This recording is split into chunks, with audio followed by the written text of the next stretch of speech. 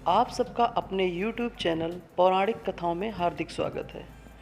दोस्तों, मेरा प्रयास अपने महाभारत ग्रंथ में फैलाए गए उन झूठों को हटाना है एवं महाभारत के वास्तविक ज्ञान को आप सब तक पहुंचाना है।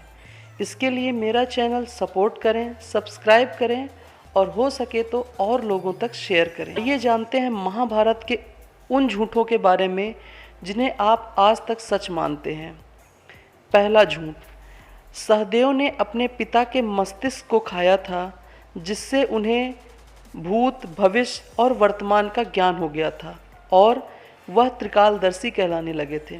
दोस्तों, यह पूरी तरह से झूठ है, क्योंकि आप खुद सोचिए, क्या यह संभव है कि कोई पुत्र अपने पिता के मृत शरीर का कोई हिस्सा खाए और उस हिस्से को खाने से पिता की जो भी ताकत है, उनका ज्ञान है, पुत्र के अंदर आ जाएगा।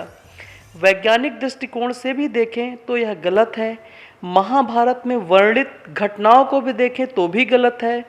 मूल अनुवाद को देखें तो भी गलत है, क्योंकि मूल अनुवाद संस्कृत में इस घटना का कहीं कोई जिक्र ही नहीं है। तो प्रश्न उठता है कि आखिर यह झूठ हमारे महाभारत में जुड़ा कैसे। वास्तव में सहदेव अत्यंत बुद्धिमान और ज्योतिष के प्रकांड विद्वान थे। उनका भूत भविष्य का ज्योतिष अनुमान कभी गलत नहीं होता था। इसी के अतिशयोक्तिपूर्ण वर्णन करने के चक्कर में कुछ लेखकों द्वारा उनके इस ज्ञान को इस रूप में प्रदर्शित किया गया है। महाभारत का एक अन्य प्रचलित झूठ है कि गांधारी ने दुर्योधन का शरीर अपने आँखों के तपोबल से वज्र का बना दिया था। दोस्तों, यह भी एक मिथक हमारे महाभारत में जुड़ गया है, जिसे अक्सर लोग टीवी सीरियल्स के माध्यम से देखते हुए सच मानते, पर वास्तविक महाभारत में ऐसा नहीं था। वास्तव में दुर्योधन ने 13 वर्ष तक कठोर गदा अभ्यास करके अपने शरीर को वज्र का बना लिया था। वह अभ्यास के दौरान हजारों गदाओं का प्रहार अपने शरीर पर झेलते थे एवं अनेक प्रकार की जड़ी बूटियों का सेवन करते थे, जिसके कारण कमर के ऊपर का हिस्सा उनका वज्र का हो गया। अक्सर यह सुनने में आता है कि दुर्योधन ने गंधर्वों की कैद से बचाने पर अर्जुन को वरदान देने का वचन दिया था। दोस्तों, अगर ऐसा होता तो अर्जुन, जो महाभारत के युद्ध से एक समय विरक्त हो गए थे, सर्वप्रथम वो इंद्रप्रस्थ मांगकर ये युद्ध को वहीं पे ख़त्म कर सकते थे, पर ऐसा नहीं हुआ।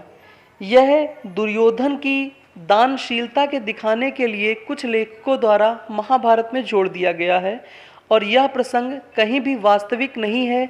इसका वर्णन भी वास्तविक महाभारत में कहीं भी नहीं है। अब महाभारत का वह झूठ जिसे कल तक मैं भी सच मानता था। कर्ण के बाणों द्वारा अर्जुन का रथ कई योजन पीछे धकेल देता है। अर्जुन कर्ण का रथ उससे भी ज़्यादा पीछे धकेलते हैं, पर भगवान श्री कृष्ण कर्ण की प्रशंसा करते हैं।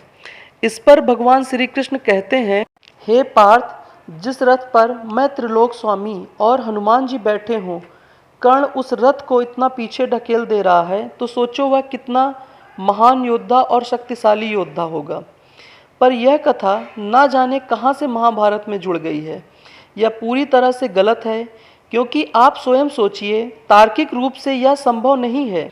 क्योंकि भगवान श्री कृष्ण अगर अपनी समस्त ताकत और भार के साथ किसी रथ पे बैठते, तो क्या कोई रथ उनका भार उठा पाने में सक्षम होता, या कोई भी दिव्यास्त्र अर्जुन तक पहुंचने में सक्षम होता? वास्तव में भगवान उस समय नरलीला कर रहे थे। वास्तविक रूप में भी यह संभव नहीं है और महाभारत में भी इसका वर्णन कहीं नहीं मिलता। तो प्रश्न उठता है कि यह प्रसंग आया कहाँ से। कुछ लेखक जिन्होंने महाभारत पढ़ी और अपने दृष्टिकोण में कर्ण को अर्जुन से सर्वश्रेष्ठ दिखाने के चक्कर में यह प्रसंग मनमाने ढंग से जोड़ दिया और उन किताबों को पढ़कर कई बार टीवी सीरियल्स में और अन्य लोगों ने चैनलों में प्रचारित करना शुरू कर दिया। दोस्तों, अगर आपको लगता है मैं ठीक काम कर रहा हूं, तो मुझे सपोर्ट करिए, मेरा चैनल सब्सक्राइब करिए और लोगों तक पहुंचाइए, और कोई सुझाव हो तो वो भी दीजिए।